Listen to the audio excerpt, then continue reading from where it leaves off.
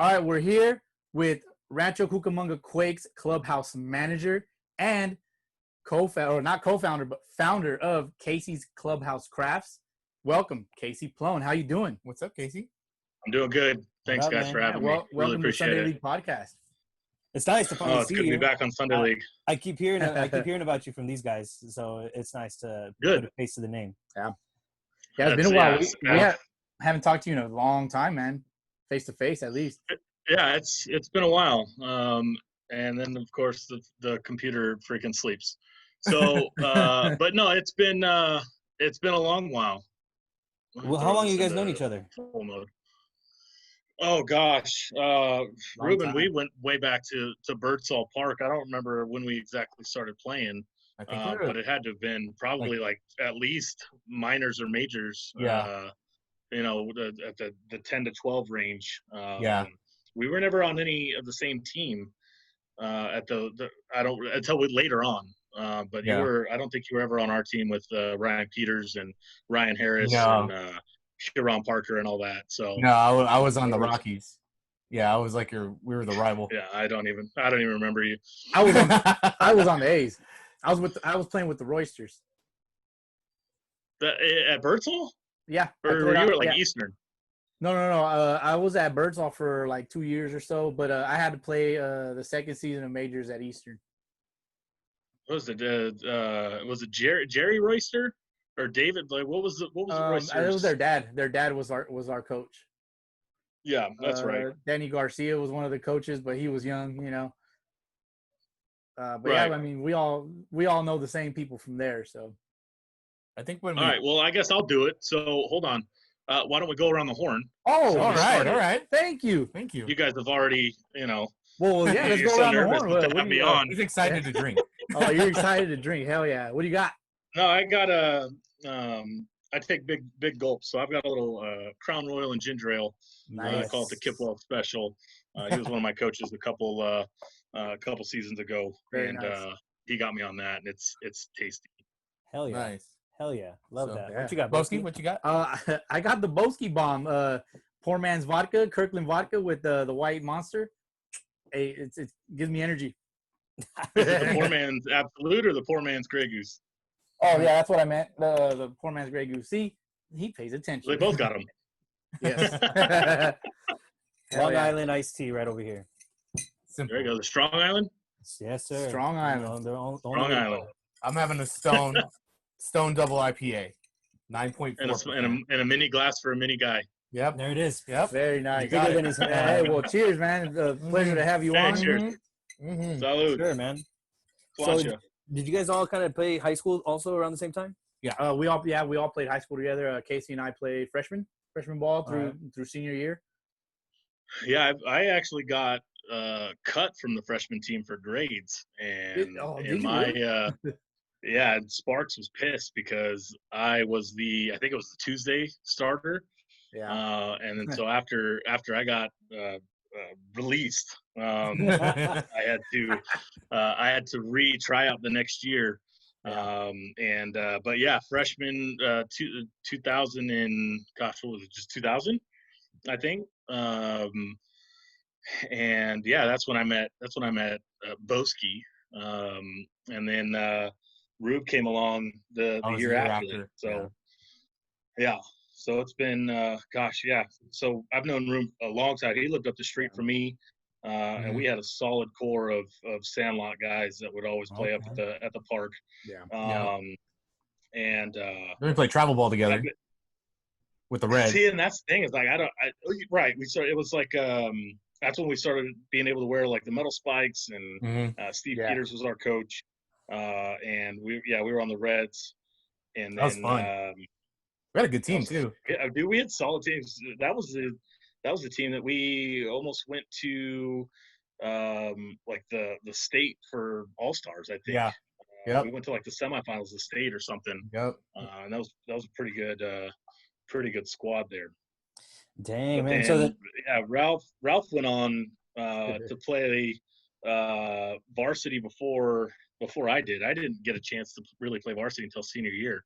But which is funny because I was the junior or the JV MVP and I didn't even sniff they should have varsity pulled that you up. year.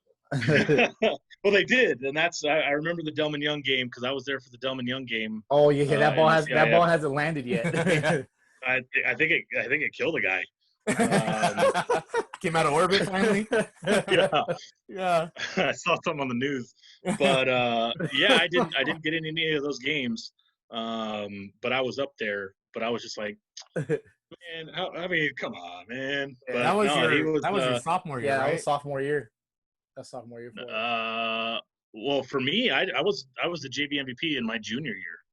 I only No, got I one think letter. the Delman Young game would have been your sophomore year because I was a freshman when I came up, and Maybe you guys didn't know who the hell I was. I don't know because Sparks always told me, he said you'll always remember the first overall pick in your graduating year, and that was Delman Young in 2003. Yeah. So I think he would. I mean, he was the same age as us, so he wouldn't have been too much younger. Playing for Camarillo, but I could be wrong, and it doesn't really matter. Yeah, it's hazy. Yeah, you're right. It's hazy at this point. Yeah, it was a good time though. But our travel ball team, we remember we went to go play in like Palm Springs and do all those tournaments, and we went down to San Diego. Like we had a lot of fun on that team. I did. I never went to San Diego. I wasn't on that team. Oh, you weren't? I thought you were. Mm-mm. No. Oh. But I remember doing. You were probably playing with us. We were probably playing with us with the Renegades, the travel ball Renegades. Dude, the Renegades, man. Dude, that was a good time. That was a good team. Yeah, I think that was a little bit beyond. Yeah, that was a little bit beyond. Maybe like a year or two after, like the Reds that you're referencing. Yeah. And I think I was playing with the other travel ball teams until my dad got that travel ball team and got a bunch of guys together from the high school. Yeah, there was some dudes on there, but I was trying to think back to the first travel or the first Sunday league, the first travel ball team, and I don't know. Chino was on the team, but I don't know if you were. It was the Cerveceros. I think it's like the Brewers. Yeah, I was not. I know what team you're talking about. It was the Naranjeros. It was the Orange Growers. It was. I thought it was like the Spanish Brewers. I thought that was what. Yeah. Either way, I wasn't very long, and then I only played a few games on there. Dave might have played, and then the law school might have played on that team. But then after that, it was Renegades, and then it was, always getting the fresh, clean jerseys. Hey, you still got the knuckleball though? Can you still throw it? I mean, yeah, it all depends on the length of my fingernails, but I'll strike Ralph out for $5. I accept. I won't be catching because I can't catch a knuckleball. I accept that challenge. Hey, this guy had a killer knuckleball, dude. He does. It was dirty. I know you still got it. Oh, you don't lose it, dude. I mean, you do the consistency you lose, but it's still there. It's just finding that release point with the finger. So, but yeah, it's funny being with the Quakes. Charlie Huff is always in town, and he grabs the baseball and his fingers just automatically go into his knuckleball grip. And the guy threw for 50 years in the big leagues. Yeah, we see him once in a while. When we were going to games, we'd see him in the dugout just hanging out and stuff. And he's a very nice guy. Very nice guy. Oh, dude, Charlie is great. He walks in, changes, comes through the clubhouse. Everyone's on their phone, and so Charlie, dad jokes for days. He'll be like, "Hey, anybody got a phone I could borrow?" Because everyone's looking down at his phone. But yeah, Charlie's the man. Yeah, dude. So, kind of tell us a little about how you got started with the Quakes. Like, how did that happen?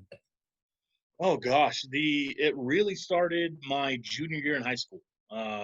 There was like a flyer at Eisenhower that was like that they were hiring. The Quakes were hiring, but it was like for parking lot attendant and merchandise hawkers and food service. So I was just like, dude, I could bat boy. I was 16 at the time because I was always the younger one in the class. So I was 16. Ended up getting the job as a parking lot attendant.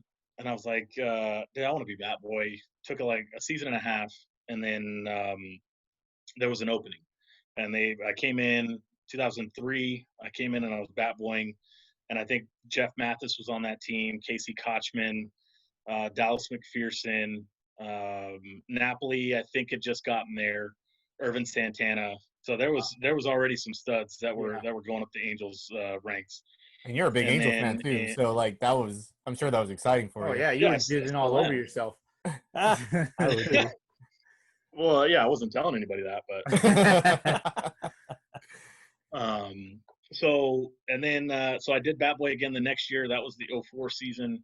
And then at the end of the 04 season, our clubhouse manager was leaving. He was going to go watch the Olympics. He was going to Greece, and it was like 2 weeks left in the season. I had already kind of caught on, and I liked what was going on with everything. Of just being inside, I was a baseball player, so being around these guys, I kind of felt like I was one of them. So I watched. I wasn't just like, "Hey, my job's done. I'm leaving." It was like, "Hey, what else do you need done?" Yeah. So taking that extra step.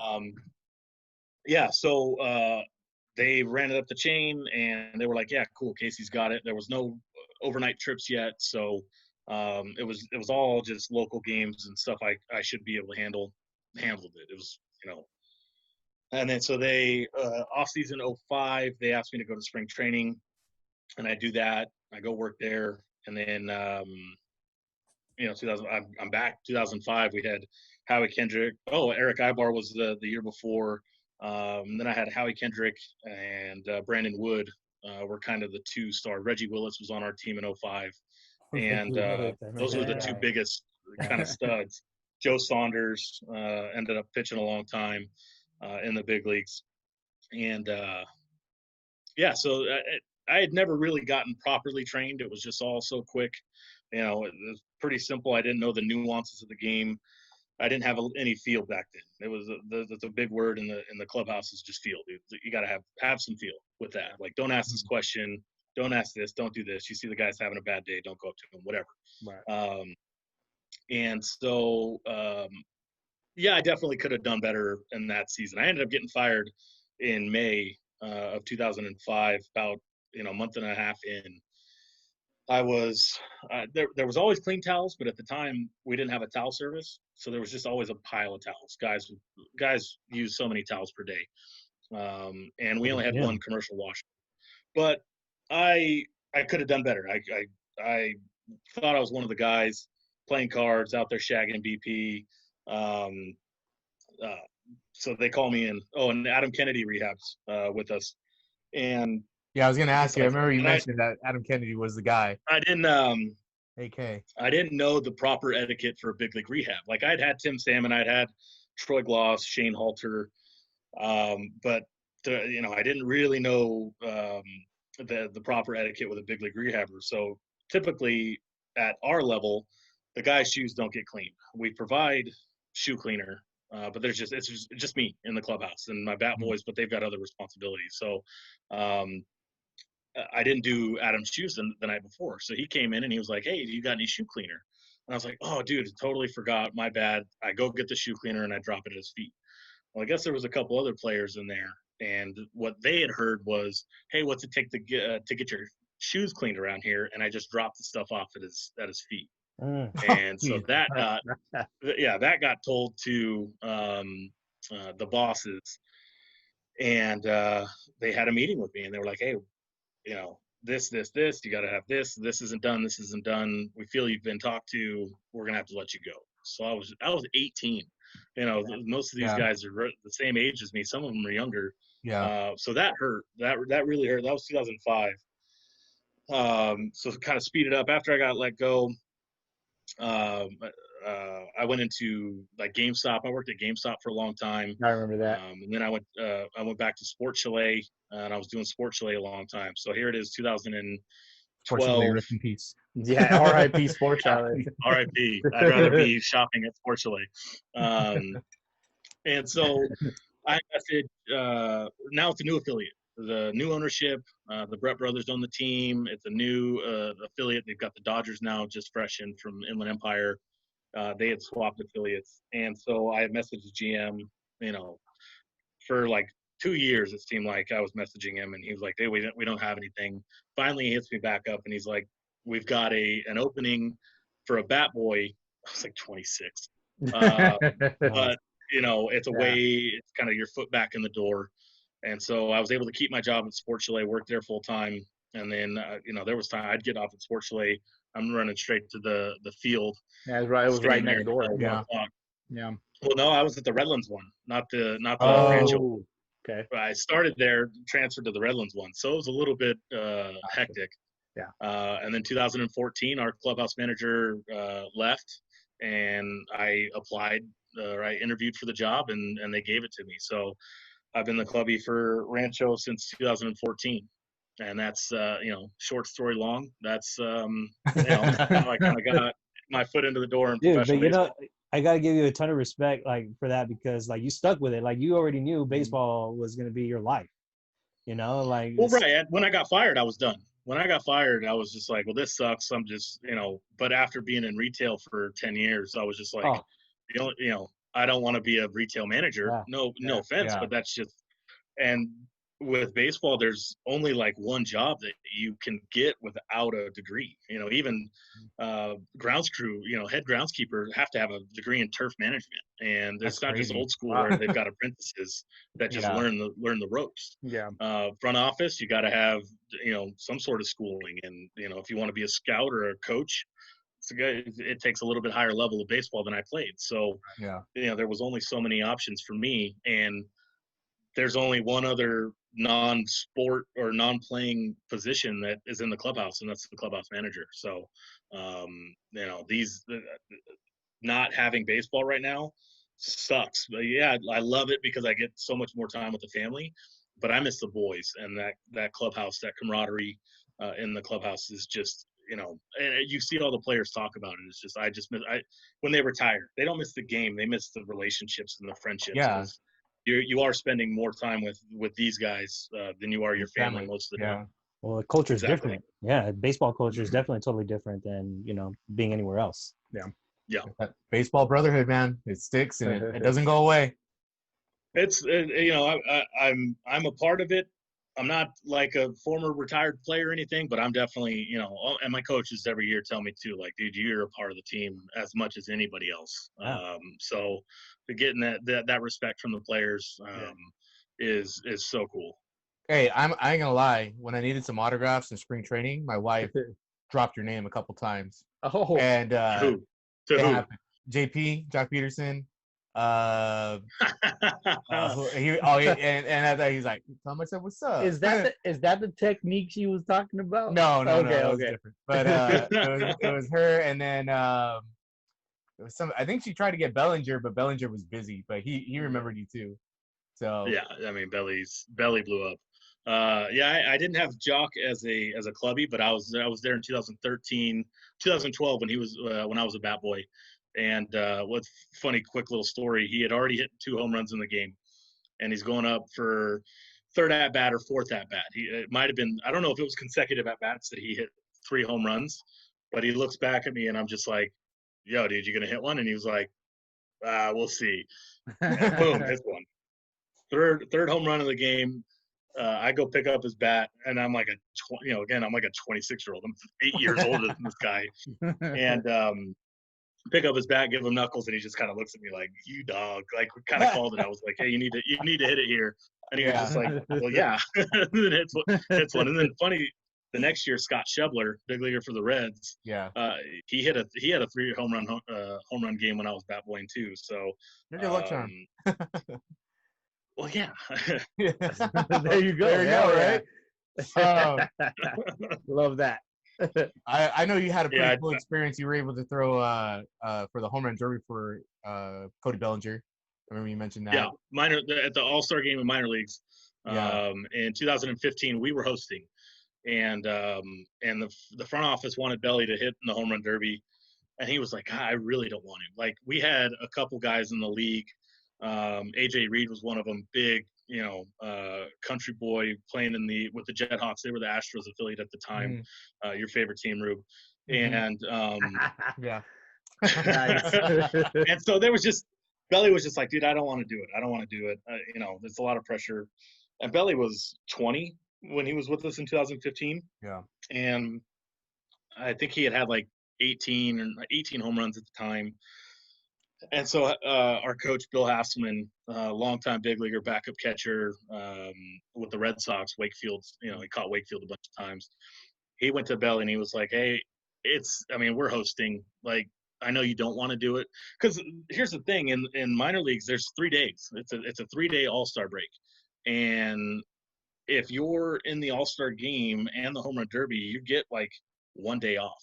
Yeah. And so a lot of these guys really, really look forward to the days off because, we don't have the travel days that they have in the big leagues. We'll maybe get 2 days off in a month. Right. Yeah. You And guys there's play a times bunch of where games we're on back to like back. we're on like 20 game stretches at times, and we don't have the getaway days, the noon start when we're up north, because in the minor leagues, especially at our level, we need as many fans as possible to make money. Yeah, you want to make it we don't available just to them. yeah, it's not like, hey, you guys are going to take off and you're going to get some time to travel. No, it's 7 a.m. game or 7 p.m. games most of the time. So he finally agrees to do it. He's like, fine, I'll do the home run derby. And Hasselman says, well, who do you want to throw? And I had started throwing BP that year for the first time. Funny story is, side note, we were in Lancaster. Left-handed knuckleballer was pitching that night, and I tell Hass, again, caught Wakefield. I said, hey, I throw a knuckleball, and he was like, gets a glove. He's like, all right, let me see it. Yep. And I start tossing knucks at him, and he says, get this guy a group. Ellie was our coach. Sorry, fans. Mike Elward was our hitting coach. And he's like, get him a group. And that was early on in the season. And so Belly's like, I want Casey to throw. He comes to me. I'm like, oh, okay. Holy shit, right? I'm honored. I'm honored. Yeah. And so the day of the home run derby comes. It's an all-star game, so we're treating these guys like big leaguers. We're unpacking their bags, we're packing their bags, we're doing their cleats. We're some guys travel dirty from the last day of the first half. So I've got all these things to do, and all these brand new faces that I've never met before. And then all of a sudden it's so I throw a batting practice that day to kind of help just loosen my arm up and Belly to see me that day. And so like Brett Phillips is in that group for the Royals, and there's a couple other guys that I threw to that went on, but I just am spacing on the name. But now I got to go do more stuff. Then I got to change because I got to be in uniform to throw. Yeah. So I'm borrowing my hitting coach's uniform. Luckily, I squeezed into it. And so Haas, our manager, brought in a buddy of his, and he threw to everybody. Like everybody, that was just one pitcher. He rubber arm, just threw batting practice to everybody, home run derby. And we had Sean Green and like Adam Kennedy were kind of like coaches for each respective team, because we were playing the Carolina League. And so you could call time and you could load the bases. At one point, but with your 10 swings, you had 3 attempts to hit a grand slam, so it could count for 4. And oh, that's cool. Just tons of different so I get out there, and now I've got a catcher. There's no turtle, and there's loaded stadium. There's our radio guys on the mic. And first warm-up pitch, I spike. And I'm like, oh, it's going to be terrible. And right before I went out, Belly's dad was like, hey, like some low and in. And I'm like, yeah, okay. I'll try. And then our radio guy's like, oh, I bet you never thought you'd, be out here throwing batting practice with a guy on a live mic. And I'm just like, yeah, you're not helping. So brutal. So we... it took a while to get into a groove, and it never really clicked. He was, for whatever reason, it was probably me. I'll take the blame. But we did hit 1 home run, and it was for 4. So we got the bases loaded home run. Hell yeah. And but it was nuts. It's funny because I texted Belly when he was in the big league home run derby, and I was just like, yo, you need somebody to throw to you? He was like, no, I got my dad. No, I'm cool. I was like, man, I could use that new truck if you win. Right? Well, that's awesome, yeah, that was pretty nice. Cool. Yeah, that's cool. You're getting to have those relationships and experiences, because minor league baseball for a lot of these guys isn't fun. Like, they're working to get somewhere. And if you can help them. It's fun. It's fun. Oh yeah, I know. But I mean, for some guys, if you're winning, yeah. And some guys, they're trying to make it, and they're trying to make a name for themselves, and it's a process, and if you can help them any way you can, something as little as that could boost them to the next level, and I'm sure they I appreciate it. hear horror stories of guys on the road from low A, double A that came back and they're just like, dude, my socks were always wet. We showed up one day and our jerseys were dripping wet. Like, and we had a day game, and you see, there's a Instagram out there, like minor league grinders. Minor league grinders. Like, yes. Yeah. I've submitted a few pictures to that and he's posted it. One of my guys cut off socks. It was freezing cold. We didn't have gloves. We cut off the tops of the socks and used them as mittens. Wow. There's so many things, guys using bowls for coffee because you run out of cups. Luckily, it's never been anything like that where they have to hang their jersey. Of course, occasionally there's a jersey that maybe the armpits are a little bit wet. So you just kind of dry it out a little bit, but it's tough. It's tough in the minor leagues for everybody. And when you don't have the equipment that they've got in the big league, big leagues, they've got 3 dryers, 3 commercial washers. They got 7 attendants, tons of guys, and it's me. And especially you, huh? Yeah. Because I travel with them. So it's, when we're loading the bus, I've got to make sure that everything is on the bus because I'm getting on the bus. It's not like, I get to just go home after the bus is loaded on an away game. And now I'm having to deal with, I pretty much know where all the stores are on the road, where I can get this, where I can get that. I'm doing research on the bus, like, hey, this is a new hotel. All right, where am I? If I need beer, if I need sodas, if I need plates, utensils, whatever, where's the Smart and Final, where's the Costco? And the bus drivers are super awesome too. I'll jump on the bus and we'll go, before we head to the hotel or before we head to the stadium. But yeah, it's these guys, it's a mindset, and the Dodgers do a really, really good job of making sure that these guys know, hey, you don't like it, play better. If you don't like it in 8-ball, play better. You want to get to the big league, go out there and throw more strikes, go out there and hit more doubles, like make contact, better contact. And so it's a mindset for a lot of these guys, and it's a maturity factor. Some guys are riding their natural talent, and some guys are having to grind for it and hustle. And the Dodgers do a really good job. The clubhouse has always meshed well. 2015, when we won the first championship, not only was it a good clubhouse, but they were just studs too. If someone get called up, that was the year we had Belly. We had Scott Barlow in the big leagues. Chase DeYoung traded from Toronto with Tim LeCastro in the big leagues. Someone got called up. We got Alex Verdugo from Great Lakes, and then somebody else got called up. We got Willie Calhoun from Great Lakes. Mm-hmm. We had, in that championship series, we had 3 big leaguers. We had Trevor Oaks, Scott Barlow, Chase DeYoung, with Cody Bellinger, Alex Verdugo, Willie Calhoun, Timmy LeCastro. Like, wow. Damn. Wow. Yeah. And that's just to name a few.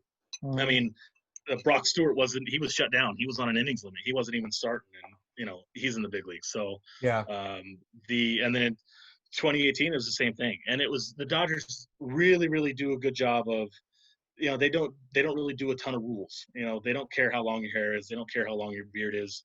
If you want to wear your pants down, wear your pants high. Like, they want these guys to be themselves and to have fun. And then that's one less excuse.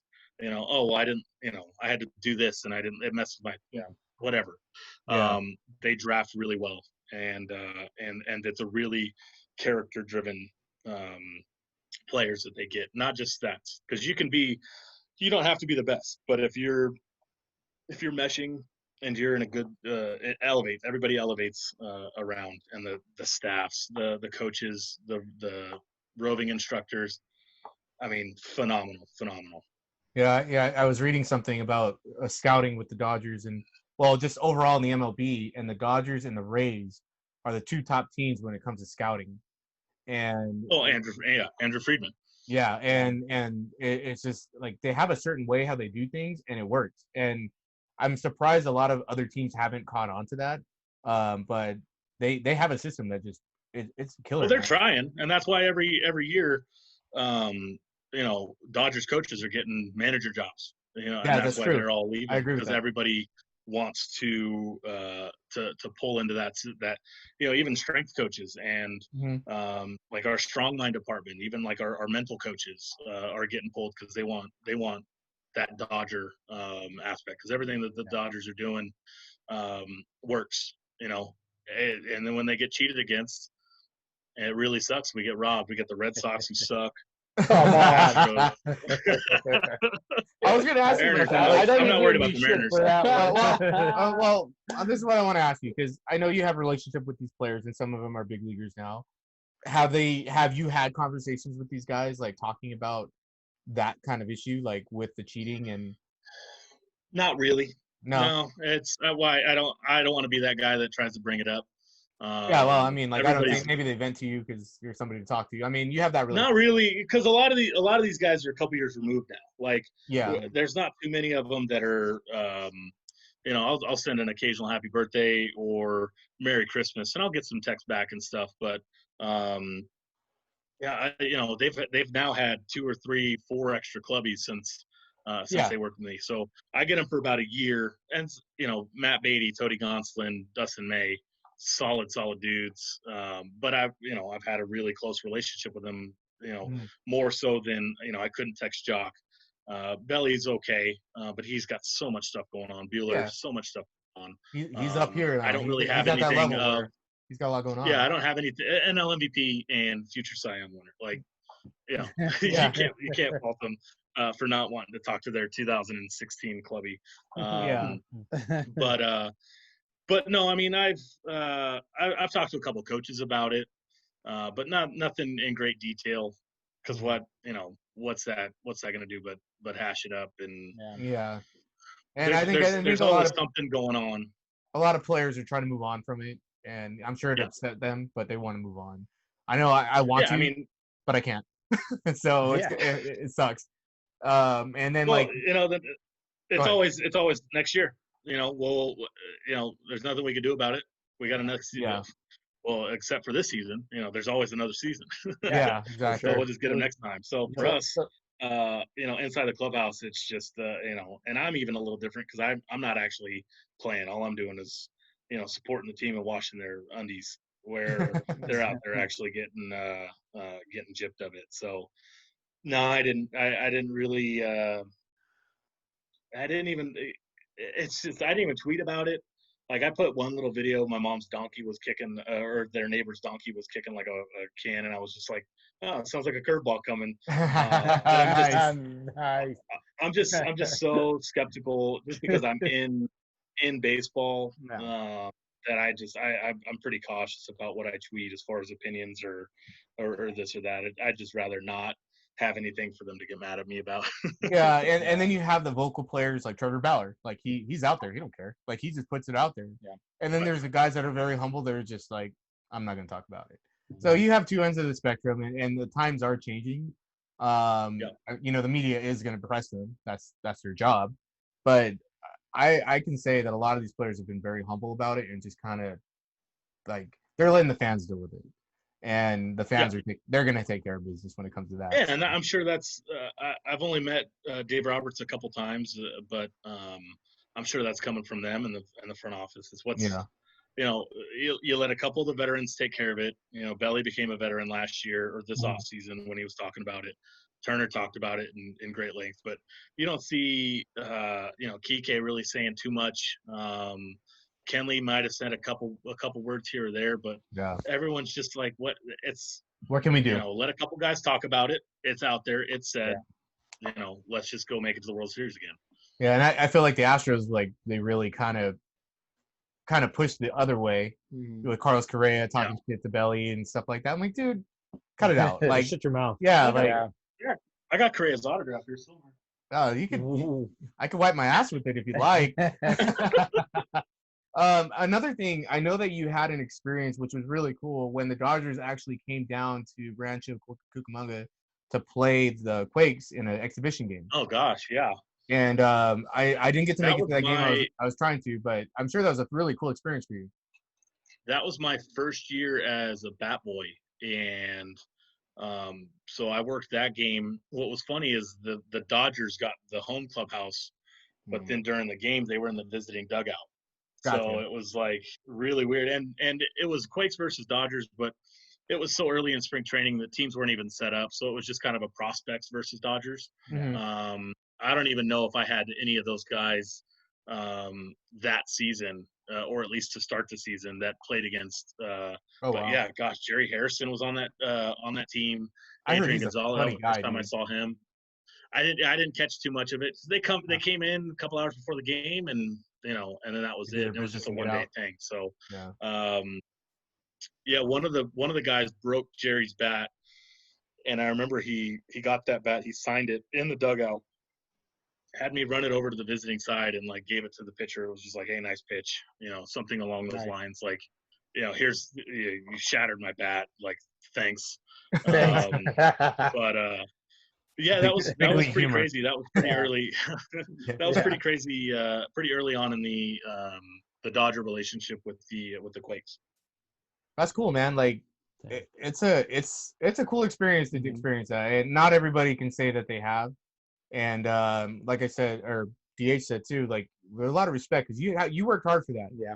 And we 100 respect you because you're doing a great job, man. Like, I see you at the games when I go. I appreciate it. And I see you working. Like, you say hi and you always say what's up because we're homies. But you're always doing your job, and I always see you working. And no time to get hot shot autographs. Yeah, there you go. Like, but you're doing a great job, man, and I appreciate it because the players play better, and it's my favorite team. So you're helping them. There you go. Win. So I'm happy with it. It seems like a lot of work, though, to have to deal with 25 players all at once. 25 divas, probably. Oh, that's just 25 on the roster, on the active roster. There's typically somebody on the DL. We've got, it's in the minor leagues now. It's not just 3 coaches. It's not just a manager, hitting coach, pitching coach. We've got a 4th coach. We've got the strength coach. We've got the athletic trainer. Gosh, we've got the video guys. We've got the mental coaches. Like, I think with me, there's 10 people on the staff. Wow. And then you've got, typically between 26 and 27 players. Sometimes that goes up depending on a bad string of injuries. I think I've had up to 40 players before, and then we get rehabbers, and then you're scrambling to get a locker for one of them, or 2 of them, or 3 of them. There was one time we had 4 rehabbers in the active roster, and a 5th guy that was there on his off day because he was rehabbing. And that wasn't fun. It was fun, but it was crazy because now, as soon as it looks like I'm giving preferential treatment to my guys, and we're like, oh, you don't do that for me. Oh, you do that for him. Yeah. Like, well, So does that you don't mean like it, play better? Yeah. So in that instance, does it mean you gotta guys gotta share lockers or something like that? Like, how many lockers are in the clubhouse? We've got, oh gosh, I think we've got like 31 lockers. Okay. But and I take up one of those. We've got a pretty small, fairly small clubhouse, so I use one locker as kind of my locker / office for the most part. And then come say hi. This is Riley. Hi, Riley. Hi. They're saying hi. How you doing? Hi. How old is she? You getting ready for bed? No. Yeah, it's almost bedtime. She just turned 6. Nice. All right, thank you, baby. Yeah, there's like 30 lockers, and it gets pretty full. Yeah.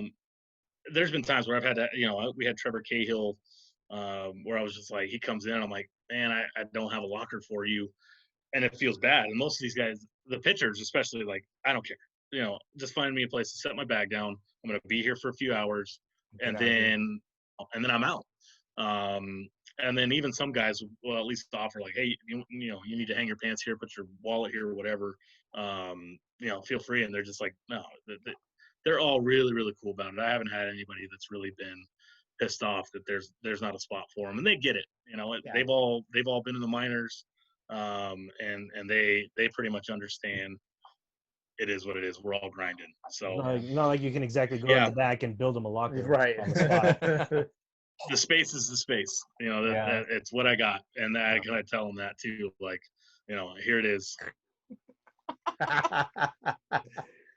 Love that. Dad life.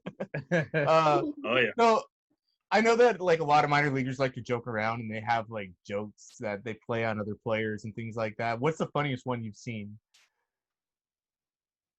That's a good Oh, joke. I can't tell it. I can't say it. It was bad. I can't. I'm not gonna. Yeah, it was. I'm not gonna name any names. But one guy had somebody text his phone, and then pretended it was a like a hookup, Oh and man. it was like, yo, I'm pregnant. Oh no. And so he went to the guy and was like, yo, dude, look at this. I just got this. He's like, he didn't believe it. He's like, dude, I don't believe it.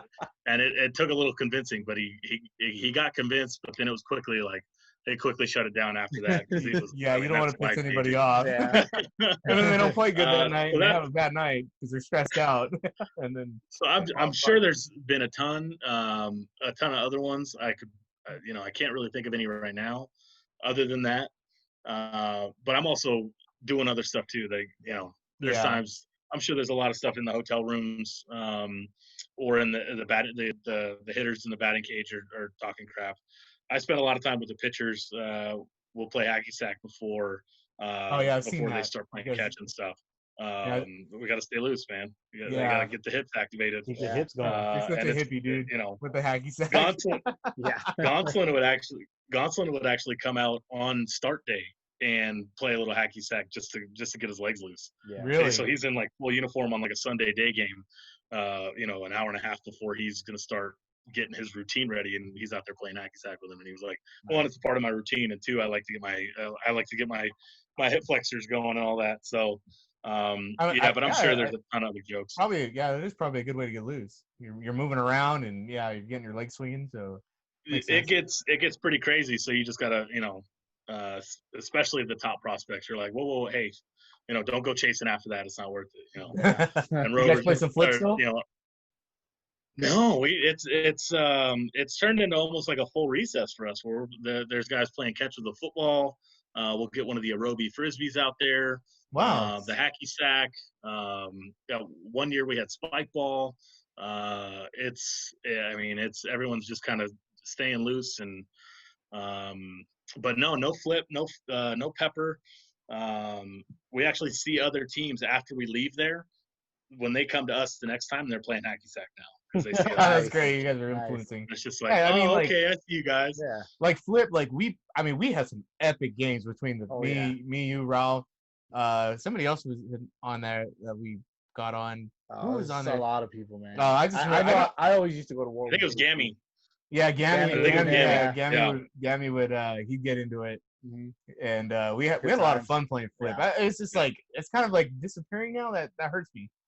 Yeah. Because we put. Well, yeah, everyone's looking at computers and looking at their spin rates and looking at their their vertical break and checking the Rapsodo and checking all this information, which is good. But yeah, you still gotta break out some baseball classics and break up the monotony, because that's one thing that baseball can be is Groundhog Day. It's just the same thing every day. So if you've got something to look forward to with a little bit of fun, a little bit of looseness before, it just keeps it light. So it's crazy how many times I don't know what day it is. I just know it's 7:05 game or it's a day game, and I've got a couple days ahead, and that's about it. People are like, hey, this game, in 3 weeks, and I'm just like, I'm trying to look for a pair of socks that are lost. Like I'm not worried about 3 weeks 3 weeks from now.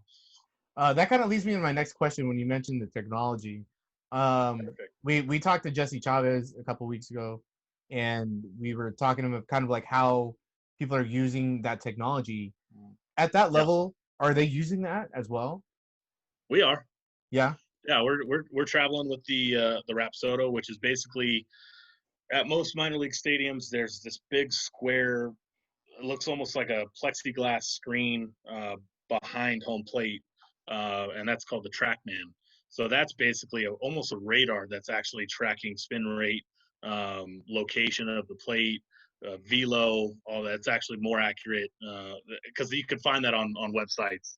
The pitchers can use that from like Baseball Reference and some other stat-based websites. And so yeah, we started traveling with with the Rapsodo, and we've got so much equipment that we're using in the batting cages, on the field for BP that rotate, because that same machine can rotate from pitching to exit velo on and launch angles and trajectories and all that stuff. So it's made my job a little tougher because we're still dealing with the same size clubhouses, but every year we're getting more coaches and we're getting more technology, which is great. But you have to makes travel it with more that challenging. technology. Yeah, it's not now. It's that's none of my responsibilities. Just because we had the super slow mo camera, the Edgertronic, and that's a $10,000 camera. So our coach is handling our basically our tech coach is traveling with that, and he's got them in the super secure cases. But yeah, we look like a video crew, like a movie production getting off the bus. There's just all these cases, but it works. I mean, yeah, some guys can get lost in the data, but and some guys still just don't need it. They just want to watch some video on look at their release points. That's what I was gonna ask. It's there if you want it. But if not, and they try to teach. The coaches will try to teach. Like, this is what we're looking for, and why did you throw this here in this spot, as opposed, and okay, I would have thrown this in this spot. You set them up with this pitch, and now here. So there's tons of video that's being used. We don't have fancy video rooms. We've just got laptops and wherever blank space that you can find to set up. But yeah, there's printout sheets, and this for the hitters. Here's what this pitcher does in certain counts. Hot zones, cold zones for the pitchers. It's crazy. It's definitely come a long way from when I first got in, where it was just like a couple pitchers sitting in the stands charting. That's what I was gonna. That was gonna be my next question. Like, how do you see that progression, like, with the tech? Because you've been with the club for a while now. Like, how are the minor league players better because of, like, in your opinion, are these minor league players getting better because of this technology, or do you feel like it's still kind of divided? Just the amount of pitchers that are throwing 95 consistently, compared to, and it's kind of the same story in the big leagues from the 80s and 90s. There was a couple guys that would throw 100. Now you're not in the bullpen if you're not throwing 96. So yeah, it's definitely changed.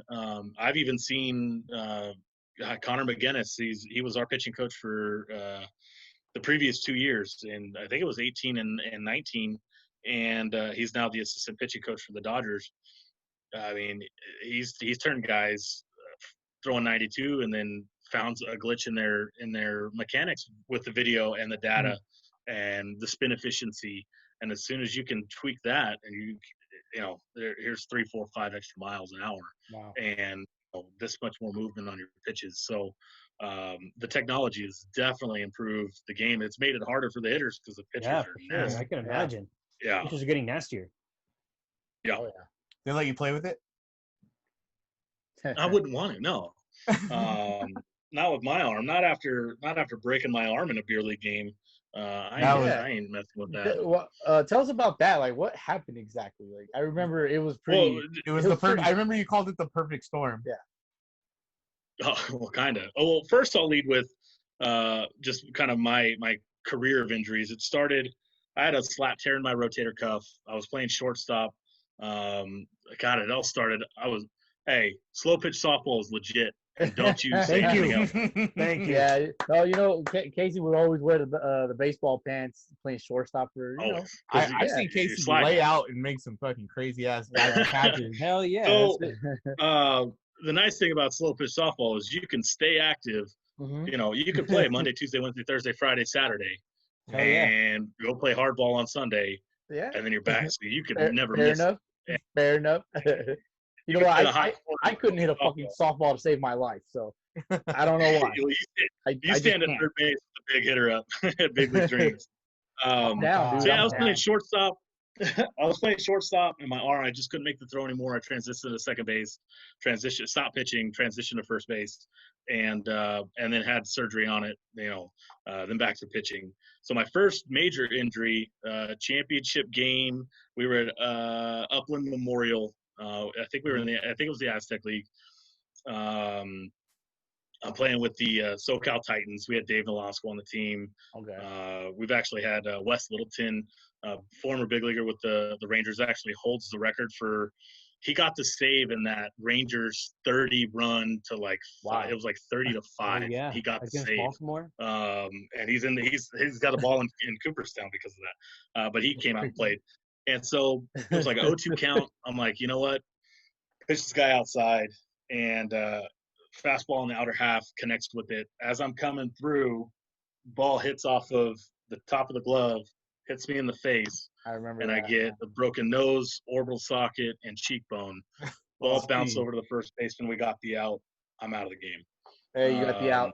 You got the assist. I don't think we got the win, though. Yeah. After that, the team was a little deflated. Yeah. And then so, probably 6 months later, a year later, I'm back playing. We were at Carter, and I had the guy like 1-2. And I was just like, I'm gonna juice it up a little bit, strike this guy out, throw him a high heater. And as I'm coming through, arm just goes snap and just kind of falls down. Ball takes off towards the third base dugout. I had no idea what it was. The pain, I think it was more shock. I'm sure there was pain, but I don't really feel it. So I'm kind of kneeling down with my arm, holding my arm. And then, like, the other guys on the team are just, like, trying to pick me up. And I'm like, don't do that. Don't do it. Yeah, I don't know if my elbow's blown out. I don't know if I blew out my ligaments, whatever. My brother's a Rialto firefighter, and so a bunch of his guys, we were at Carter, guys from his station were like, Casey, man, now what? Another injury? Because they knew about my face. Yeah. And so we go to the hospital, and, it was a spiral fracture of the humerus. I guess there was just enough pressure from the tricep to just push opposite on my arm. So I got a nice little. There you go. Wow. You got a nice little reminder. Jeez. Wow. What's funny is all the questions I get. Oh, you play baseball? Is that Tommy John? Like, no, I wish. No, I would have been throwing harder after this. Yeah. It was a rod with 11 screws, 40 staples to staple me back up on the arm, and it's never really been the same, But I did end up pitching again a little bit, but it wasn't anything crazy. Yeah. No, so you could always make it as a knuckleballer, man, because that knuckleball is dirty. You still got to be able to diet up a little bit in a certain occasion. Tim Wakefield still threw a fastball. Yeah, that's true. It was like 88. But not even. I don't know. Yeah, probably 68. You live and die by the knuckleball, because one time it's not going to dance and it's just going to float. So what do you, like, now that you're kind of home now, you're not. Well, I know you moved to Vegas, and I know you're going to be making it happen with the club, but what are you doing right now? Like, I know you're antsy to get back out there. And is there any word on minor league starting back up at all? So yeah, we're doing a lot of projects around the house, stuff that I'm never here for. This is 7 years of no summers that now my wife is got me home a little bit. So she's loving it. Yeah. I'm cooking every night, and dinners are great, and she's like, one of these times, I don't want you to go back to work. Hey, can you still make that famous Casey burger? Ooh. The cheeseburgers? I don't even know what that is. You don't remember, bro? You don't remember when we would come over to your house? Remember we'd come over to your house? We'd go work out at the park, and then we'd go to your house and make burgers. Sure, man. Oh, come on, bro! Like, you used to make cheeseburgers all the time. Dude, I've been making cheeseburgers my whole life. I don't remember a couple. He doesn't remember the one time. He doesn't remember the Casey burger. The Casey burger. I guess the answer is yes. Because it's probably still the way I make burgers. Oh no, I remember they were bomb, dude. I remember we go over there all the time. There you go. But yeah, I mean, I've been the golf courses are open again, so hitting up the golf courses. But just spending time with the kids.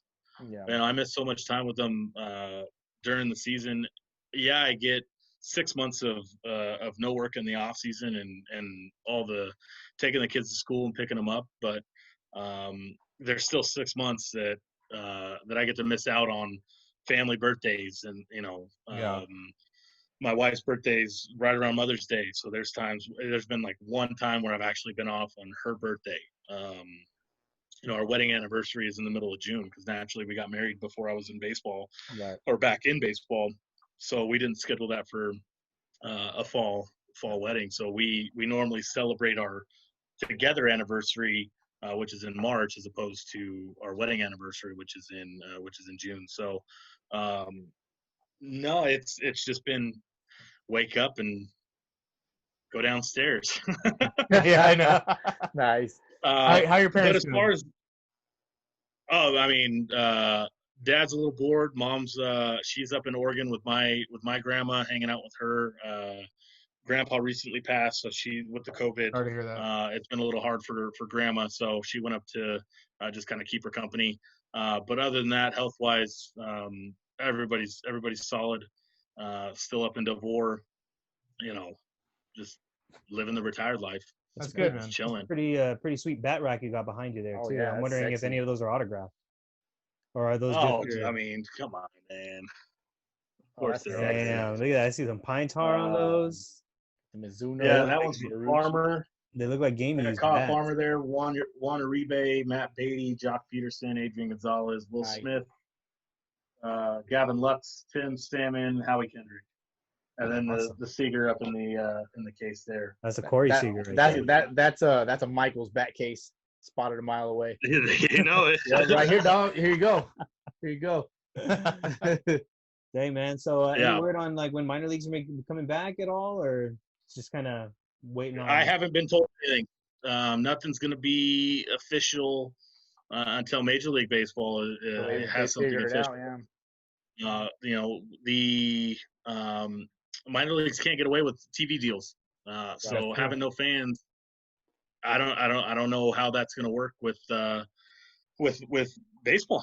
At the minor league level, I foresee just them being at the spring training facilities and using it as a spring training style, where they're just the three backfields are being used for the minor leagues, because you can't have the minor leaguers just stay home and work out in a batting cage or throw off of yeah. So and if there's injuries at the big league level, you still need to pull guys. Yeah, you're gonna have the taxi squads, but you're gonna need to refill the taxi squad, with somebody else. So we'll see. I mean, there's technically still time, but it's not looking good. But I haven't been told anything officially by my team, or even my manager that was going to be at Rancho this year.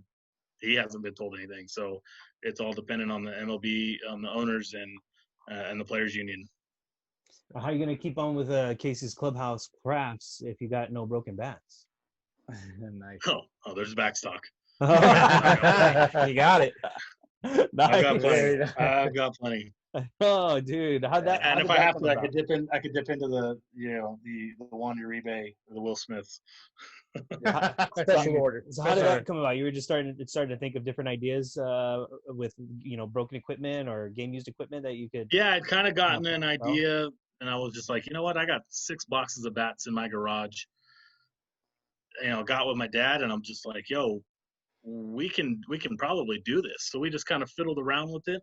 Yeah. The problem was finding a bottle opener that actually worked. The first, we went to a woodworking store, and there was a bottle opener, but it had like a round collar on the neck, and it wouldn't work with the other cuts of the bat because we've got there's the handle, so it would have worked with the handle because the round collar. But when you take the barrel of it and there's the cup there, this is probably from a sandbat because they've got the writing on the cup. But a collar ain't going to work on a triangle. So this is, we ended up finding some bottle openers from China and committed because it was a minimum of 500. And, there we go. We found one we liked and we placed the order. And now we're not getting a ton of sales. I don't have a website, but there's a lot of word of mouth, and I get a lot of players' wives and girlfriends who will message us, and we'll do groomsmen gifts. We just had Royce Lewis, his 21st birthday was coming up. So his girlfriend hit me up and was like, I want to get him something. She sent me one of his bats, and we made it for him. And she was like, I couldn't wait. I had to give it to him early. So Adrian, we with some rehabbers, Adrian Gonzalez broke a bat. Cut it up. The next day was his last day on rehab. My dad rushed it and got it to him, and I've actually seen a video where it's at his man cave, and he was doing a little tour of his trophy room, and Nice. we there it was. Only I would know where it was. Yeah, of course. But I saw it, and so that's the ball displays. We started doing stuff with the ball displays so that when the manufacturer carves the bat out, there's these two little ends still left on the bat. So they chop those off, and then there's the bat. Found a bunch, and they were like, we don't know what to do with them, but we can't get rid of them. And so I was like, well, let's, let me get some and see what my dad could come up with. And he's sitting in his bedroom one day, looks up at my first home run ball with the Reds on the Pony Reds. And it was a grand slam.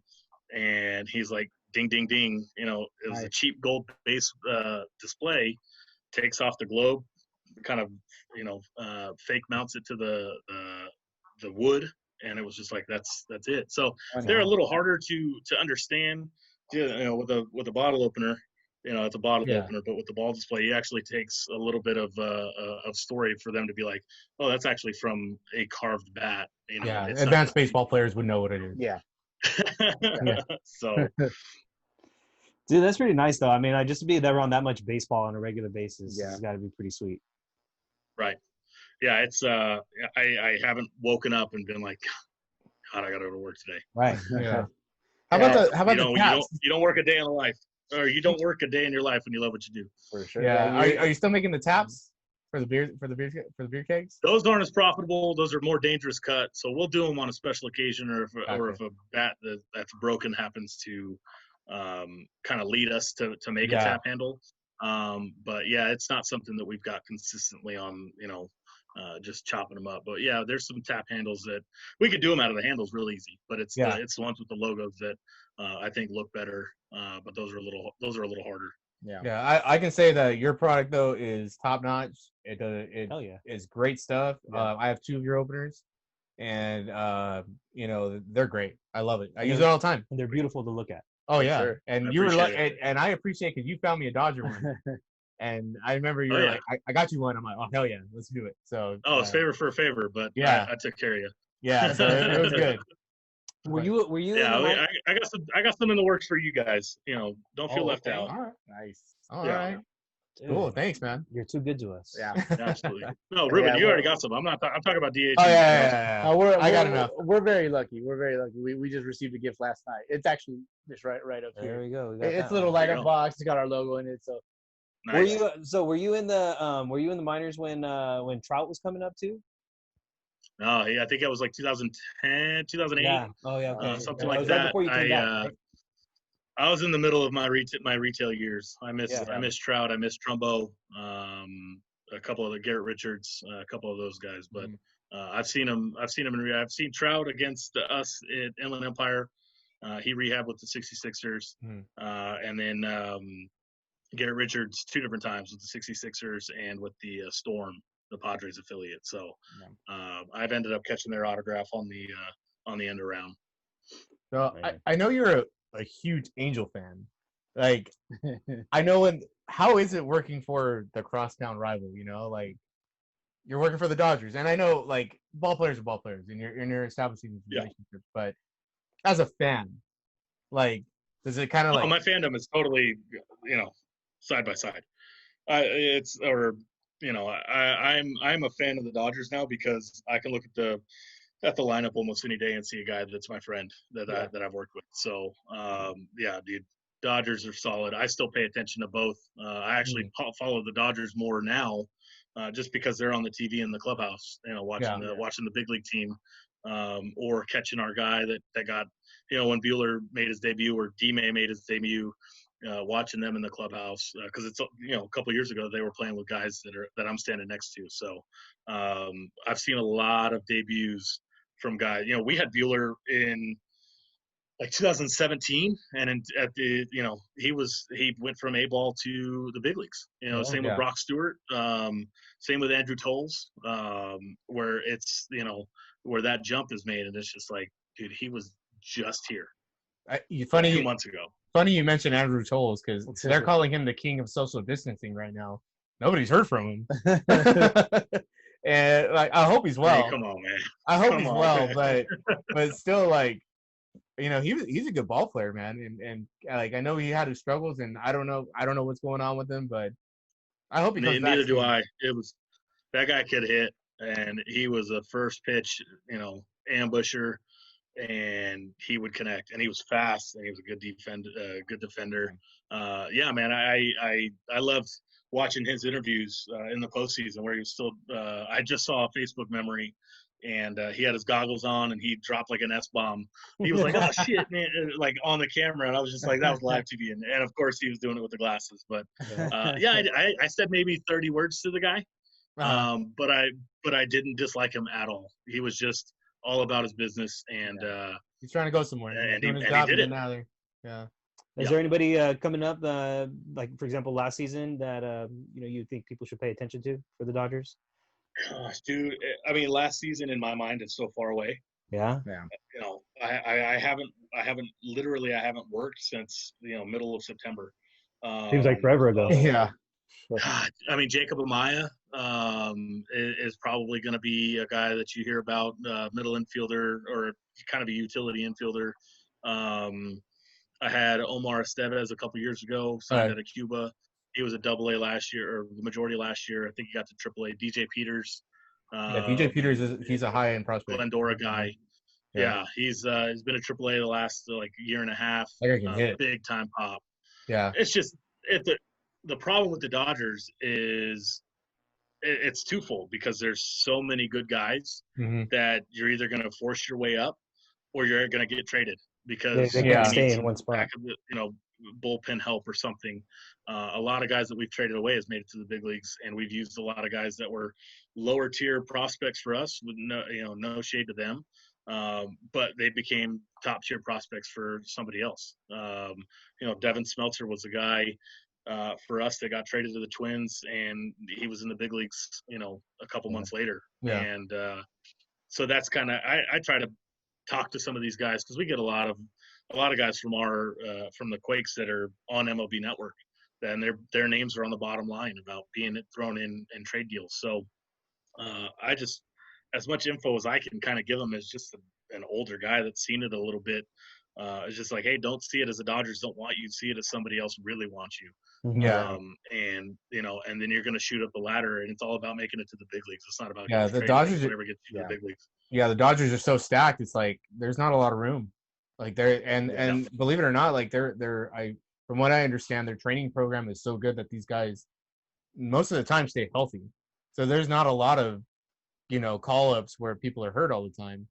And yeah, I mean, you're going to see it a lot with pitchers, or a bullpen gets taxed on an extra inning game and you need some help for the next day. Yeah. But that's why you see so many guys. I mean, the utility tag, Matt Beatty playing first base, third base, left fielder. Edwin Rios, when he was with us, he played left field or played first base and third base. And he was playing the left field in AAA. Gavin Luft's playing second base and shortstop. Omar Estevez playing second base and shortstop. Everybody's got, unless you're just a big left-hander that doesn't pitch, you're going to play first base. Everybody else is playing every outfield position, as many infield positions as possible. And again, it's whatever gets you to the big leagues. So if there's a need for a left fielder, and this guy projects like, okay, let's get you some reps in left field. Cody Bellinger didn't prefer to play the outfield when he was with us in 2015. He wanted to play first base, and I knew he was going to be a Gold Glove first baseman. The only thing was if he could hit. With us, he had 260 and 30 bombs, 100 RBIs. Well, the next year he put 20 pounds of muscle on, and the rest is kind of history. Yeah, I remember he was a little skinny guy. He'd go play center field and make Gold Glove plays, and he hadn't played center field in 3 weeks. Just his natural ability was unbelievable, and that comes in drafting. Yeah. So, and then just look at the first round picks for the most part, the last few years, they've all pretty much made it. But a lot of their a lot of their value comes in these 5th round, 6th round, 7th round, which unfortunately this year we're not going to have because the draft's going to be over at the round, and then you can sign after the 5th round for up to $20,000, but no more. That 6th round slot's like $180,000 slot. If you normally got drafted in the 6th, 7th round, you're going to make almost $200,000. Yeah. And now you've got to make the choice to play for $20,000. So yeah, that sucks, but I get it and I understand it. But it's a there's a lot of guys that have come through my doors that haven't been 1st round picks, 2nd round picks. Yeah, minor league baseball is like a time for experimentation. I was actually watching the Dodger Network earlier, and they were doing a little thing about Pedro Baez. Pedro Baez, when he was with you guys, he was a 3rd baseman, and that was my first year, 2012. He was a 3rd baseman. Yeah, and he struggled with the bat, and they said, let's get him on the mound, and became one of the best relievers in the Dodgers organization. Yeah, 2012, I had him as a 3rd baseman when I was a bat boy. 2013, he was back as a reliever. 2014 is in the big league. Nice. Yeah. And that's like you said, the scouting. They saw something like, hey, if that tool doesn't work, we're gonna try you here. We see your plus arm. Let's figure it out, and it worked. So, that's the nice thing about position players. If it ever fails, you can if you've got an arm, you've always got that backup. It doesn't work very often, but you can extend your career by a couple of years. At least in the minors to try, to convert. Yeah. Speaking of them, the Dodger Network, I've seen you on there. You're kind of a mini celebrity. Watch out. I've seen you on there multiple times. I'm like, hey, I know that guy. It's kind of a big deal. The first time was when Kershaw rehabbed, and that was a big deal in 2014. My first season as a clubby, and it was early in the season, and we had the cables running through the clubhouse. We had a packed house. I think it was like a Saturday bobblehead night on top of Kershaw rehabbing. But yeah, I was. I think the Sportsnet guys caught me getting ready to put his jersey in the locker, and they were like, "Hey, we do that again. We want to record that." And there was we did a little interview about why his number wasn't available, and it's like, well, that was issued to my hitting coach, and this isn't the majors where I could just take a blank jersey and put a new number on it. It was, this is what I have, and that's why he's number 46. Yeah. I think you did a skit with Tom Arnold as well, right? A long time ago.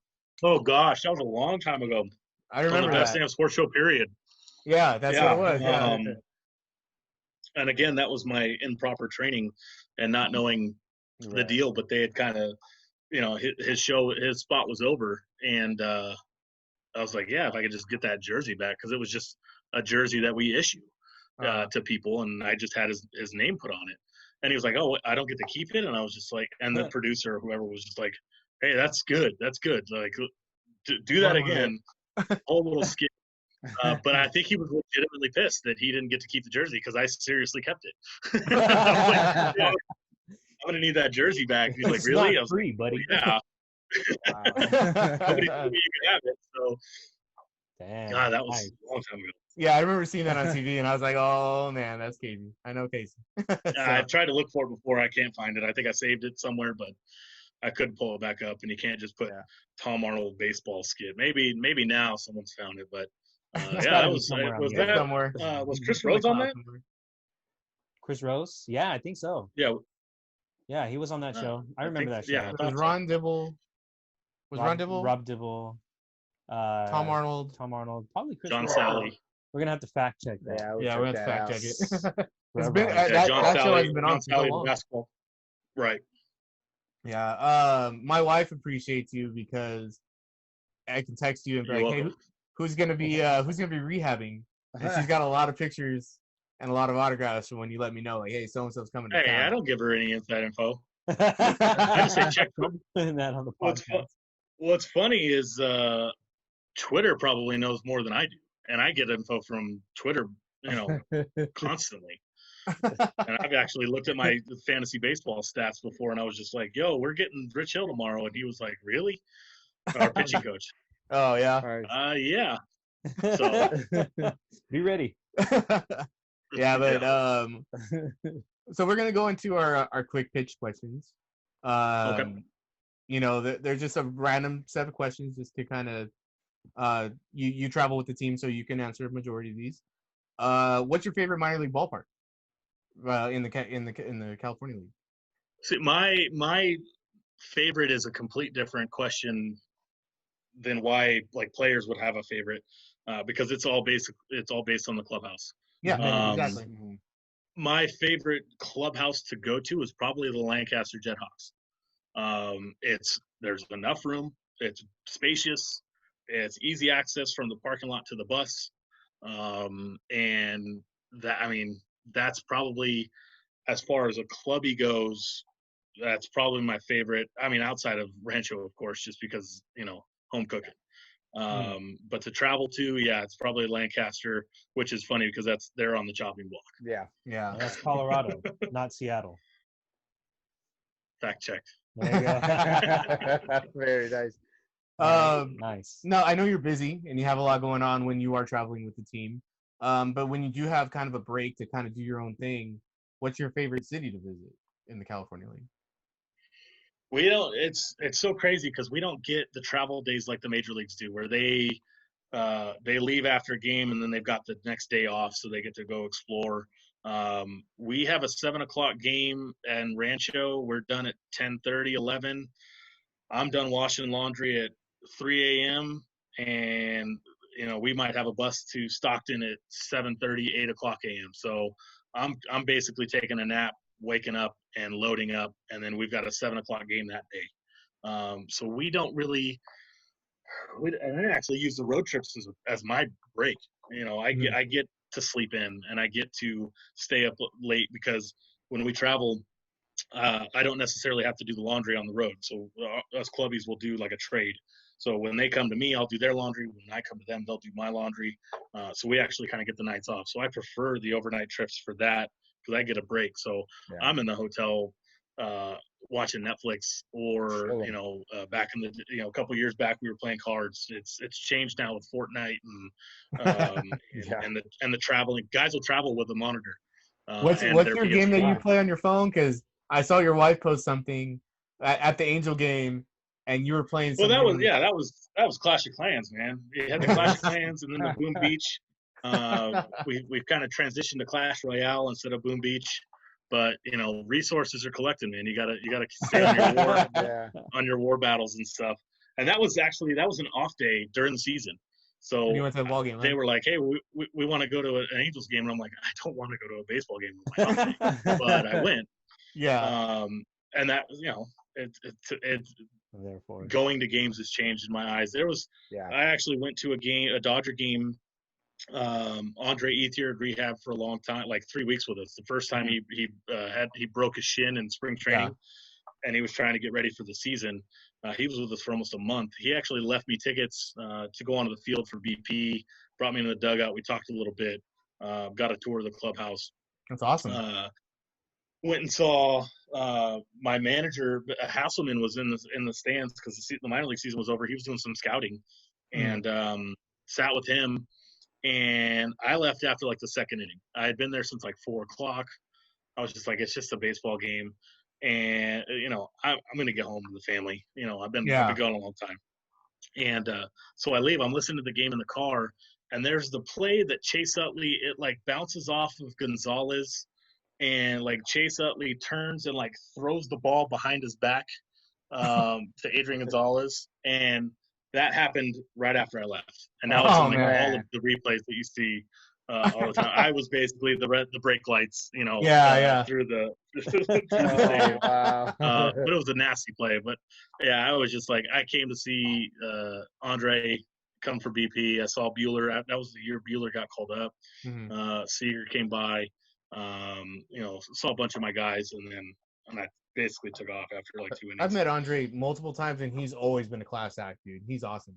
He's an awesome guy. Yeah, he is a dry personality. So sometimes you don't know if he's. Like, you can't read him sometimes. I had him for 3 weeks, and I wasn't sure if he was pissed off at me, and I was just like, and then Okay, sorry. But yeah, his work ethic is phenomenal. Yeah. I think I was listening to an interview and Dallas Braden said he was teammates with him in the minors, and his work ethic. He was not interested in Yes, he being came your up with friend. the A's. Yeah, he was Yeah. not interested in being your friend. He was there to work and get out of there. And Yeah. you know, And he did that with us too. Yeah, and he was there was a time where he got kind of upset because it was late in the season for us. It was like really hot. It was a Sunday day game. We weren't doing BP, and there was no BP set up for him. And he was just like, "Yo, I haven't had a spring training. This is my spring training." And there was a lot of miscommunication at the time, and he was just like, "I can't just I'm take here to work. 100 hacks to the cage. Like I need to see." Yeah. So, he was definitely a guy that was all about his business. For sure. So what about your favorite? Oh, player? about these quick pitch answers and questions that aren't very. What about your favorite player growing up? I think I know who. Oh, Jim Abbott, Wally Joyner. Yep. Nice. I remember. Yeah. What about your favorite player that you worked with? Oh God, dude, I can't just say one. Yeah, you can't pick Yeah, one because that's- everybody's gonna get That's pissed an off. impossible answer. What's going me? Who's the guy that I made mean- you laugh the most? Well, dude, I mean, I had a lot of conversations in the dugout with Trevor Oakes. Belly was cracking us up for other reasons, other than just being funny. Brock Stewart. I mean, I would say as far as closeness, Brock was probably one of my closer ones. My good buddy. It's actually what's funny is a lot of my really close ones aren't even guys that made it to the big leagues. Guy Daniel Tillman, he got drafted by the A's or the Angels, and ended up coming to us. We got really really close. He's in Florida, but we still actually text pretty consistently. Brandon Trinquan, who was in the All-Star game with Cody Bellinger that year, went golfing with him a few times. So, I mean, as far as in the big leagues, Trevor Oakes and Brock were probably the closest ones that I had actually in my dugout. Nice. That's awesome. That made it to the big leagues. That's cool. Are you ready? You think you can get out there and play some Sunday ball again? Let's do it. I don't. My knees are You can bad. play first, bro. I played hard, and I couldn't run down the base. I'm not a doubles hitter, but I can't beat out no singles. And I'm not going to get DH for, or even DH for. If I'm going to be out there, I'm going to swing it. But I actually was just talking to somebody out here. I was just like kind of dropping the hint on if they knew of any Vegas, hardball. Because I know there's a ton of like tournaments that happen out in Vegas. Yeah. But I don't know of any consistent like Sunday leagues or even slow pitch for that matter, just to kind of get the blood flowing. So a lot of golf courses though. There's a ton of golf courses out here. Have you been to Top Golf? I heard it's legit. I haven't been there yet, but I heard it's fun. No, we got out here in January, and like a month later, so we were busy, unpacking the house, and then a month later, like everything closed down. So, no, we'll I'm sure we will go out there to Top Golf. I've been to a Top Golf in Arizona, but not the one out here. Yeah, I heard the one in Vegas is like super legit. It's really nice. Oh, It's like right behind the MGM. Oh wow, yeah. Perfect. Do you feel that you could play if we invited you out? I'm going to need a little bit of notice because it's about a 3.5 hour drive. Oh yeah, I know that, but I'm saying like You can leave at 5 a.m. You're good. Yeah. Oh yeah. Who was it? Rube that did the Vegas trip? Went straight from Vegas to Sunday. Sunday ball. One of you guys mentioned that you did a Vegas trip, and then like I went to Vegas for my 21st birthday, and then we went to a ball game that day, a Dodger game. Oh, I ain't even gonna watch a game. Yeah. Yeah, I mean, I could probably, I don't know if any of my bats are. Grab one of those bats there. Most of the bats I have are broken. Use a little bit of screw, some wood glue, you're good to go. Oh, this guy is the king of putting broken bats back together. I've seen it. Ryan Harris had so many of those bats. Oh yeah. Clarendon had all those bats together. Oh yeah. So that Sunday league struggle when you're 22, 23 years old, barely making any money. You don't want to buy a wood bat because you're gonna break it on the first swing. It's cheaper to buy. And you can't borrow because then you're responsible. Yeah, and you gotta buy two bats. You break that one. Use that DeMarini. Yeah. Oh shit. You got any stories? Any memories with me and Ralph? more with Rube, because my dad actually got really, really mad because I was blowing through his electrical tape because we were taping up our wiffle balls. And we were playing in his backyard. Balls, right? Really? Was that and for we were throwing yeah. them 60 miles an hour from like 20 feet away. Oh, dude, it was ridiculous. And, yeah. It was competitive as all get out. And and then there's another. Do you remember when Kevin, the president of Birdsall, gave us the code to the lights? Oh yeah, I remember that. And so we would actually go to the park with nobody playing, flip on the lights, total Field of Dreams style, and we would just play, home run derby over the line for like hours. And then we finally got shut down because the city was complaining about the lights being on for so long. Do you remember when I one hopped the tank out there and you were like, Jesus Christ? Yeah, that's video. It's on video too. Yeah, I can't find it anywhere. But I remember that was when I was able to actually. Is that when you were 30 years old? No, I was actually able to hit bombs. We had the full tripod with the giant VHS camera. Yep. I was standing in center field taking video of BP, and Ruben connected on one. And who's got those tapes? Yeah, let's see those tapes. I think I might have them somewhere. I think it was JJ's. I have no idea. Ruben's probably got I don't even know whose camera it was. I think it was mine. I found it in the trash cans. Bro, yeah, but we had a lot of fun, dude. Like we would go out there. Nobody ever told us to practice. Like we would just go out there because we love to do it, and we were trying to get better. I told my parents, I was like, "Hey, I'm going up to Birdsall," and I was there until it got dark. And then once we got the lights on, I was there. I mean, when league was going on, we didn't have games. We were playing basketball, we were playing tag in the freaking playground, skateboarding. Like it was crazy. I can't imagine kids doing that nowadays. Oh no. I was 11, 12 years old, and and the park was literally up the street. Yeah, and then there was the four of us that all went together. Yeah. Yeah. No, the as far as memories with Boski, it's all just baseball. I don't remember anything with us in like actual class. I don't know if we even had classes I don't think together. we had a class together at all. Yeah. But it was just all ball, and then it was just your pops and the Renegades, man. Those were some of my best times playing ball with him coaching, and we were just having a blast, dude. It was so fun. A lot of good memories with all that. I mean, travel ball that's built a lot of friendships. Yeah, and for sure. DH will catch a bullpen for you. I sure will. Just don't throw the so you can have some memories with him. Just don't spike the first one. I'll stand in the ball. I promise not to swing. Am I standing on the mound with a bucket of balls? Because how are you getting them back to me with your bum shoulders? I'll roll them to you. Yeah, dude. Then you're gonna scuff them up, man. He's not lying. We'll do home run derby style. I just toss it to the side. I'll just roll it down to the side. Or just Tom Brady style, where the receiver catches the ball, hands it to him, and he just throws it. So Rube could just stand right next to you and just catch. Dude, I wish I had a cool scar though to prove that I blew my arm out. But I don't. Yeah, it'd be awesome if I didn't have a cool scar, because then I wouldn't have it pop all the time. Well, true. That's pretty much all we got, dude. And we really appreciate your time. It's been fun catching up, and oh man, it's been a blast. Good. Definitely hope the family's well. I mean, your parents, I'm glad they're doing well. Yeah. Your wife, everyone's solid. That's great, man. And I'm happy that your new adventure in Vegas, and we wish you the best of luck, and hopefully you find a Sunday league and get playing, man.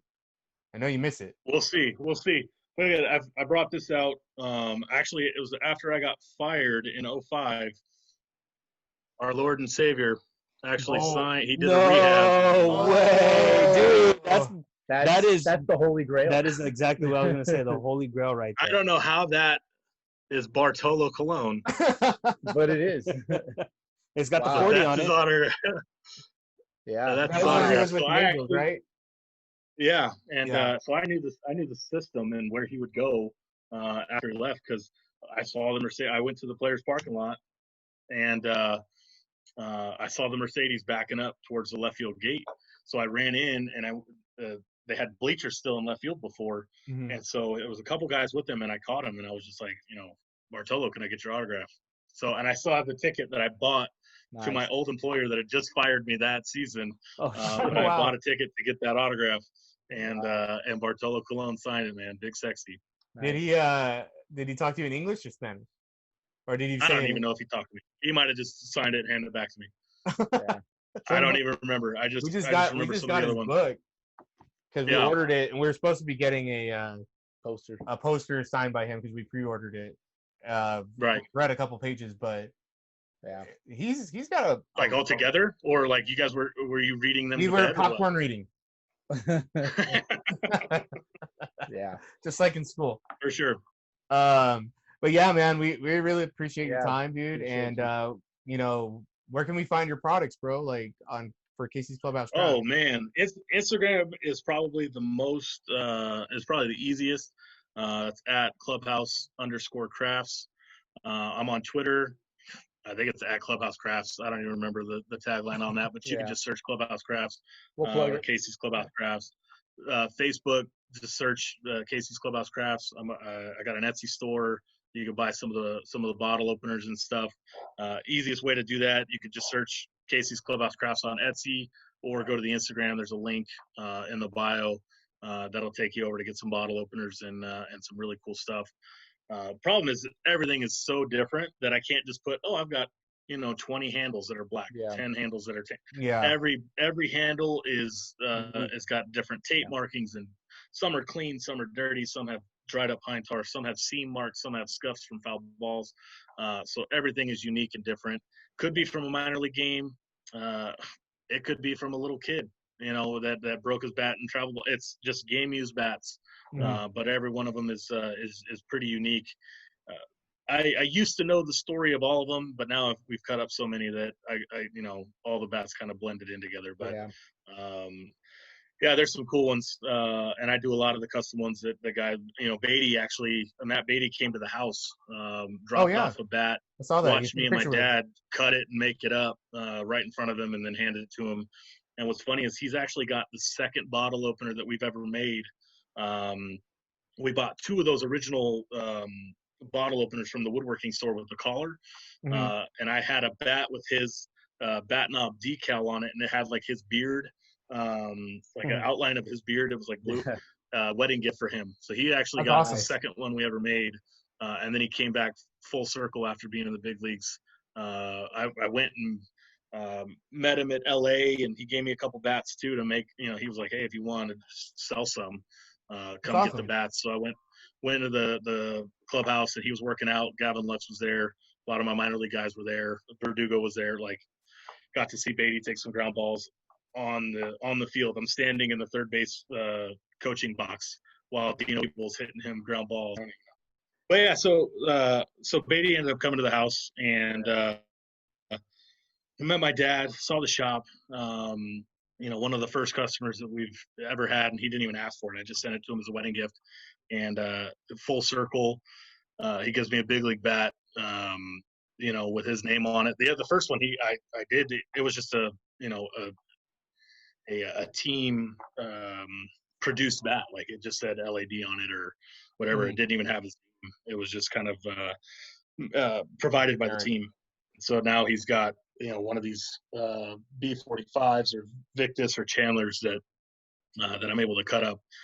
And I think I still have one. I need to make sure it's on the Etsy, one of the extra ones that he gave us to use. So that was a really cool experience for him to see from start to finish his bat. It's always tough making that first cut on an unbroken bat, because it's just like, you got to be perfect or it's done. But he wanted it, so we got to cut it. So but from start to finish, and then just to chat and hang out and stuff, was pretty cool to have Beatty actually just come hang out for an hour while we made some stuff for him. That's awesome, man. Like that's cool. Like, you're having experiences that a lot of people are never gonna get. Yeah. And I'm definitely I'm blessed to do that. My view on the game is changed so dramatically.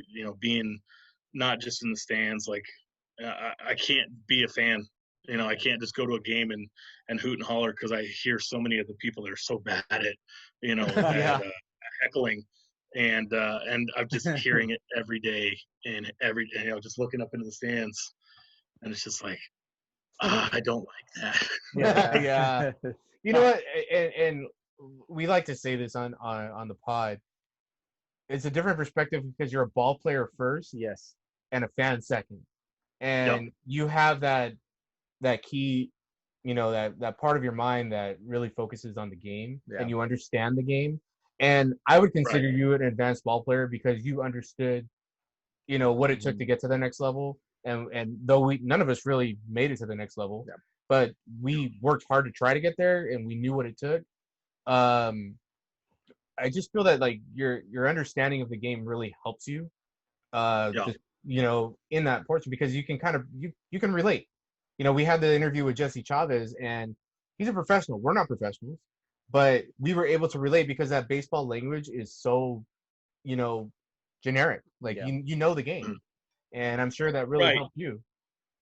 Right, definitely. And what's crazy is I might have had a chance to play some JUCO ball at Chafee, but as we were doing the tryouts, I was getting ready to get offered the Clubhouse job in 2014 when I was getting ready to take over, and they said, "Here's the schedule that you'd have to be on." And I was already doing the summer like weightlifting program, tried out, and I probably could have made it in the bullpen. I never threw hard. I was never a flamethrower, but I didn't have a problem walking guys because I knew I could get in and out of trouble. And I didn't have bad. I didn't walk a ton of guys, but I wasn't afraid to throw a knuckleball on 3-2 count. It was dirty, dude. So, it was dirty. It was dirty. I caught it many because the umpire. I caught it many times just playing catch, warming up when you were my throwing partner for a little while. Yeah. And that thing would dance. That thing. Oh, you gotta watch your shins, man. Yeah, I would literally, the umpires would get fooled on it, and it would cross, and they would see it, and they were like, "No, ball," and I'm like, "Dude, yeah, it was up here, but it was down here when it started." But yeah, so it's not a regret because I wouldn't be where I'm at now if I wouldn't have taken the job the first time. But I really wish I would have thought about it and talked about it with my parents. Because it was just like, no, I got a chance to go be in a clubhouse with professional baseball players. I'm gone.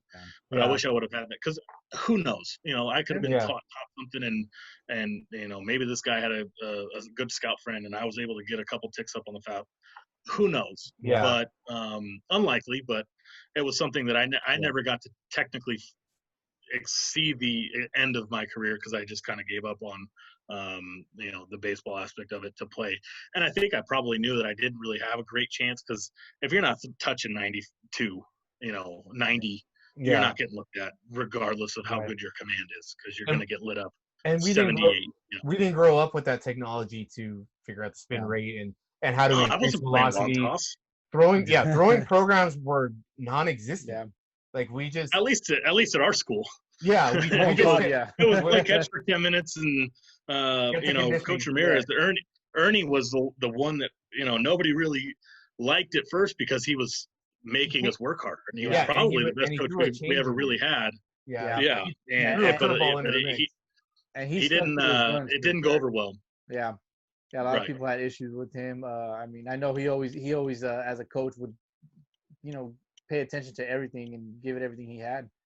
He was always on the players. I mean, the guy was a professional scout for the Reds and a couple other teams. Like, that guy actually had an idea of what scouts were looking for, and we were young and dumb. That really wasn't preached to us. Like, hey, this, pay attention to this guy, because we, it was just a different time. We didn't have Twitter. Nobody was posting their MySpace videos. MySpace. Wow. So we always have a question that we always ask everybody at the end. What is your favorite baseball movie quote? Ah, jeez.